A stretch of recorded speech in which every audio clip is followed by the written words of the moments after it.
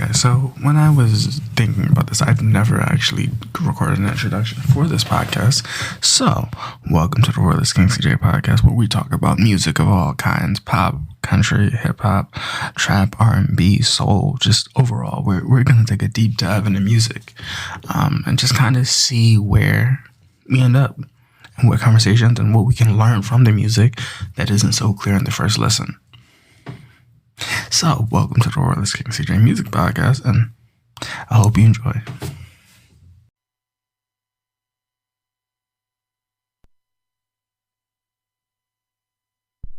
This episode right here is gonna read remarkably different, I think, and it's because it's a song by Cat Burns. If you don't know who Cat Burns is, let me introduce you to this UK artist that puts a lot of music out that is very informative and starts a conversation about a lot of different things. We're gonna talk about a song, "You Don't Love Me Anymore," which is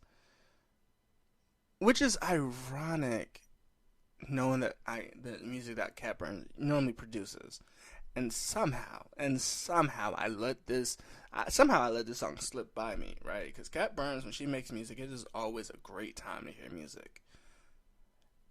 And so when we hear it, we're gonna talk about this Cat Burns song, "You Don't Love Me Anymore." And she says that this is the idea of when we're in a relationship, and people overthink about, oh, one day our partner might not wake up and love us. But we'll get right into this real quick. Let's see what happens. We'll get right into it.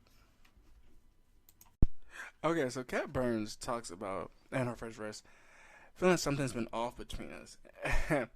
From the cold coffee left in your cup, these days are gone before I wake up. These days are gone before I wake up. Which, this genuinely could be one of the best lyrics I've heard, a best opening I've ever heard for a first verse, because it's sung with her amazing voice. She says, "I'm scared of you thinking and replaying every possible scene, trying to take notes, because I ain't done anything.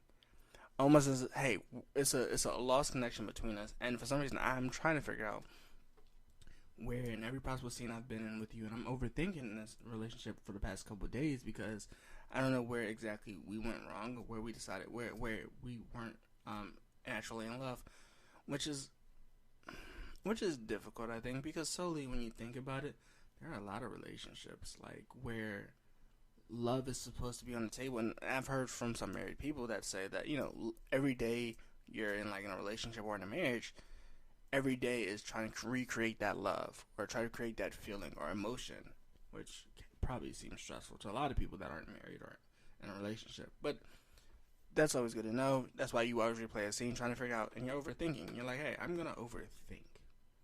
What did I do wrong in this relationship that could cause this person not to like me in the way that, or love me in the way that they do?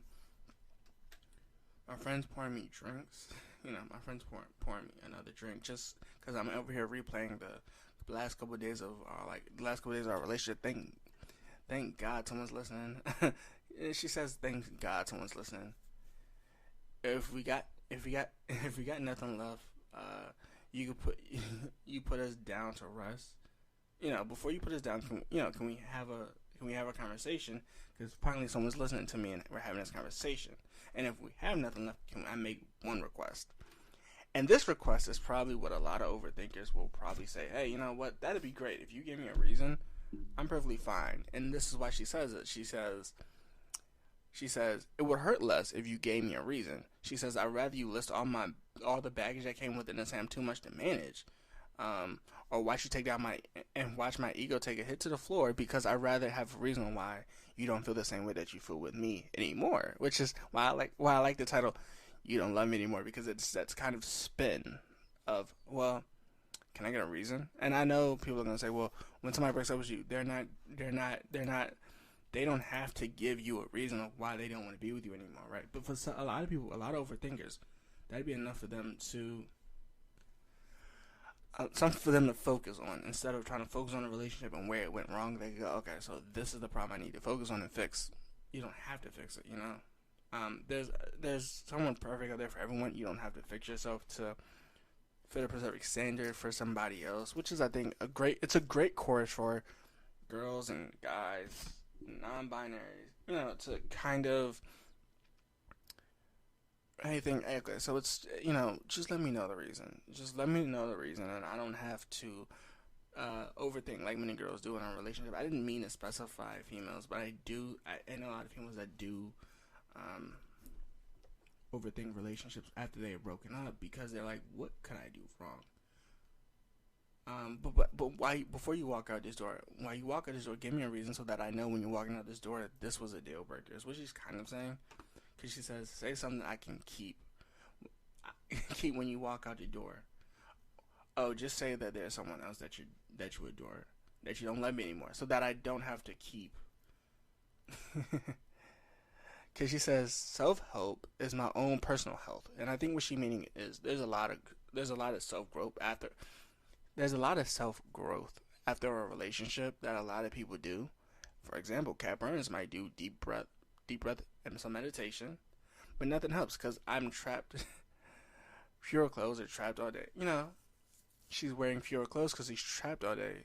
Because she's just indoors trying to figure out what is going wrong in this relationship, which I love that I love the way that this is put together. She says, don't leave the door wide open.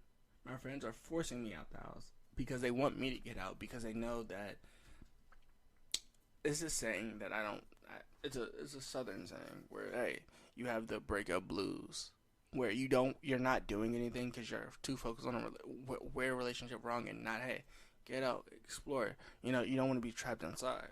Which she says, my friends are forcing me out of the house. I'm there, but I'm kind of not. Which is like, hey, I'm physically there, but my mind is somewhere else. They'll see I'm stuck in my head, which is a lot of introverts, but also a lot of people that are overthinkers are like, hey, okay, did I party too much? Did I do this too much? And they didn't like it. Like, I like the way that this is. And she says, and I haven't told him yet because I'm overthinking. Like, I haven't told him that we officially broke up because I'm overthinking, where did we overstep? Where can I fix it? What went wrong? And this is why I love the way that this is set up. Because she says, because I keep overthinking. Is there something I was missing?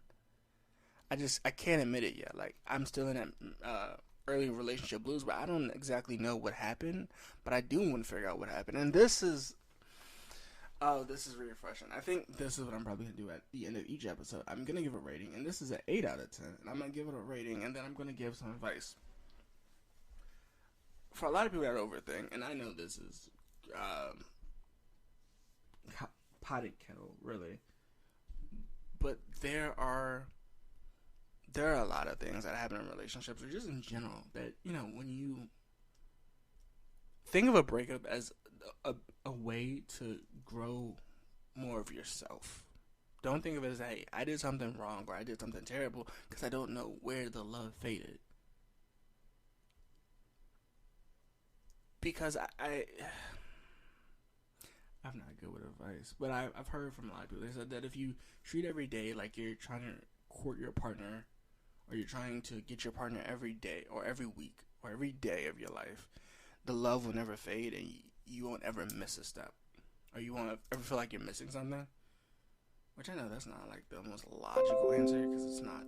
People not always in that situation where, like, you know what, I'm always going to make sure that's the thing. But I also do want to make this aware for a lot of people that are like, hey, I was in a relationship with somebody, and they kept asking me for a reason. Sometimes when people ask for a reason, they're asking for a reason because they need the closure. But there are multiple ways to get closure. But, a lot of people that overthink need something to fix in a relationship so that they know that, hey, it's not leaving. And some people, and granted, she says when you walk out the door, it could be abandonment issues. And this song opens up so much. You don't love me anymore. I feel like you're abandoning me because you couldn't give me a reason, or we didn't talk about a reason, or where do we go wrong? Like, seriously, where do we go wrong? And I think overall, I like the way that this song is. I think this song is extremely informative. I think it gives a perspective. If you're not an overthinker, I think this episode might be the best episode to watch. However, if you are an overthinker, I'd still listen to the song. I think this song is great. But if you're not an overthinker and you're worried, hey, how can I be a better person in a relationship with somebody that's an overthinker? I would think this song might make it a little more clear for you. You might not go, well, I don't understand. I think this song is kind of the best way to do it.